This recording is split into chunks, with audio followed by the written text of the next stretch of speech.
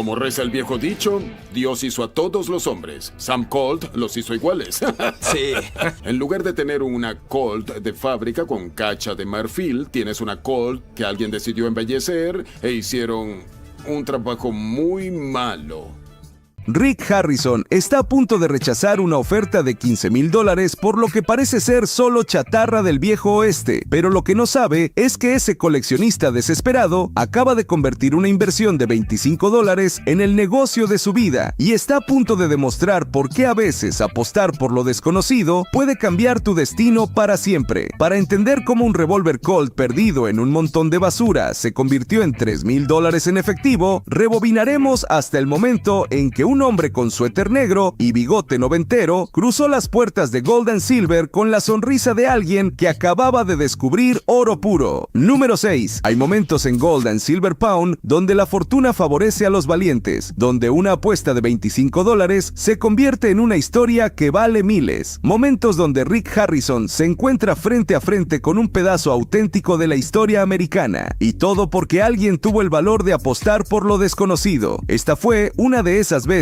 donde el instinto de un comprador se encontró con la experiencia de un experto y ambos salieron ganando. Un día apareció Tom con su suéter negro perfectamente planchado, su bigote noventero que gritaba "He visto cosas" y esa cara inconfundible de "Vine a hacer plata para ir directo al casino". Llevaba consigo algo que había rescatado de lo que probablemente había sido la compra más arriesgada de su vida, un Colt 45 de los años 1890. Pero la historia detrás de cómo había conseguido esa pistola era lo que realmente convertía este encuentro en algo especial. Verán, Tom había comprado un lote completo de objetos por solo $25. $25. El tipo de apuesta que haces cuando tienes más fe que dinero, cuando crees que entre toda esa chatarra debe haber algo que valga la pena. Y resultó que no solo tenía razón, había encontrado oro puro en forma de acero y pólvora. Rick tomó el revólver e inmediatamente supo que tenía algo especial entre sus manos. Lo inspeccionó con esa meticulosidad que solo desarrollas después de años de ver tanto tesoros auténticos como falsificaciones elaboradas, y su veredicto fue contundente. Era un auténtico Single Action Army, el arma legendaria que ganó el viejo oeste, y no era cualquier Colt. Este revólver tenía cachas de nácar que brillaban con esa pátina que solo dan décadas de uso cuidadoso, desgaste natural por años de entrar y salir de pistoleras, y esa presencia innegable que solo tienen las piezas con alma de leyenda. Era el tipo de arma que habría llevado un sheriff en algún pueblo polvoriento de Texas, o un pistolero con reputación en las calles de Dodge City. Tom, reconociendo que tenía a Rick exactamente donde quería, pidió $5,000, una cifra ambiciosa para alguien que había invertido 25, pero perfectamente razonable para un Colt auténtico en esas condiciones. Rick, desplegando esas habilidades de negociación que lo han mantenido en el negocio durante décadas, le lanzó $2,800. No era un insulto, era una apertura seria para una negociación seria. Tras intercambiar esas miradas intensas que solo se ven en las mesas de póker de Las Vegas y las casas de empeño de calidad, finalmente cerraron en $3,000. Tom había multiplicado su inversión por 120. Rick había conseguido un pedazo auténtico de la historia americana, pero Rick no era el tipo de comprador que se conformaba con la palabra de un vendedor, sin importar cuán convincente fuera la historia. Más tarde trajo al experto Sean para que examinara el revólver, y el veredicto fue aún mejor de lo esperado. Todo estaba original y completamente funcional, tanto así que decidieron llevarlo a un campo de tiro para ver si el Colt aún tenía lo que se necesitaba para hacer justicia en el viejo oeste. Rick disparó 3 veces y acertó los 3 disparos, dejando perfectamente claro que ese Colt aún podía repartir justicia, aunque ahora fuera de colección y no de supervivencia. Tom se fue de Gold and Silver con una sonrisa que iluminaba todo Nevada, llevándose $3,000 y una historia que contaría por el resto de su vida. Su expresión lo decía todo: "Me gané la noche". ¿Sabías que las mejores inversiones a veces empiezan con $25 y mucha suerte? Tom básicamente jugó a la lotería con chatarra y se sacó un Colt auténtico. Y así continuaba la magia de Gold and Silver Pound, donde cada día podía traer desde personajes pintorescos con pistolas doradas hasta apostadores audaces con tesoros auténticos. auténtico. Número 5. El silencio invade Gold and Silver Pawn. Instantes donde incluso Rick Harrison, el hombre que lo ha visto todo, se queda sin palabras. Y luego están esos otros momentos donde Rick sale de la tienda y se encuentra con algo que desafía toda lógica comercial conocida. Esta fue una de esas veces. Rick y Cory llegaron a una casa donde los recibió un sujeto de mirada seria, camisa negra de botones y esa actitud inconfundible de "esto valía más cuando lo compré", pero no era su expresión lo que llamaba la atención, era lo que tenía detrás de él. Verán, este hombre había convertido su hogar en algo que bien podría llamarse el Disneyland de los cowboys jubilados, una colección tan vasta de juguetes del viejo oeste que probablemente ningún niño de los años 50 había logrado reunir ni en sus sueños más ambiciosos. Tenía absolutamente todo: cómics amarillentos que contaban aventuras de vaqueros que nunca existieron, pistolas de juguete que habían disparado más tapones de corcho que muchas armas reales, loncheras con sus termos intactos que guardaban el aroma de décadas de almuerzos escolares y hasta un set completo de Bat Masterson que nunca había sido disparado. Era como un museo, pero sin visitantes. Ahí debería haber estado la primera pista. El propietario, con esa melancolía que solo pueden tener los coleccionistas que han visto el mundo cambiar alrededor de sus tesoros, les contó que había pagado unos $350 por una sola pistola hace 30 años y ahora quería $15,000 por absolutamente todo. Rick, reconociendo que estaba frente a algo que superaba su conocimiento, hizo lo correcto. Llamó al experto Johnny y cuando Johnny llegó y vio la colección, su reacción fue reveladora. Johnny literalmente alucinó con el tamaño de la colección. Había piezas que no había visto en años, juguetes que creía extintos y ejemplares en condiciones que desafiaban las leyes del tiempo. Su estimación fue optimista. Vendiendo todo por partes, podrían sacar entre $18,000 y $20,000. Pero ahí estaba el problema. Vendiendo todo por partes significaba exactamente eso: desarmar una colección de toda una vida, catalogar cada pieza, encontrar compradores específicos para cada artículo y dedicar meses, posiblemente años, a un proceso que requería más paciencia que la que Rick tenía disponible. Así que Rick le ofreció $7,000, una oferta que, seamos honestos, era más una propuesta de rescate que una evaluación justa. El vendedor, con esa cara inconfundible de "no me vas a ver la cara, Rick", pidió $10,500. No era grit, era dignidad. 30 años de coleccionismo merecían algo más que una liquidación de garage. Tras un regateo que habría hecho orgulloso a cualquier pistolero del viejo oeste, finalmente acordaron en $9,500. El vendedor se despidió con esa resignación que solo conocen los coleccionistas que han llegado al final del camino. Sabía que probablemente valía el triple, pero también sabía algo más importante, que no pensaba embalar ni una sola lonchera más. ¿Te has fijado que los mejores coleccionistas siempre llegan al punto donde solo quieren recuperar su sala? 30 años juntando cosas para después venderlas todas de un jalón. Los coleccionistas, sin embargo, no eran los únicos que llegaban a Gold and Silver con historias emotivas y objetos cargados de nostalgia. A veces aparecían vendedores con piezas que tocaban directamente el corazón de la cultura americana, aunque la documentación fuera, digamos, familiar. Número 4.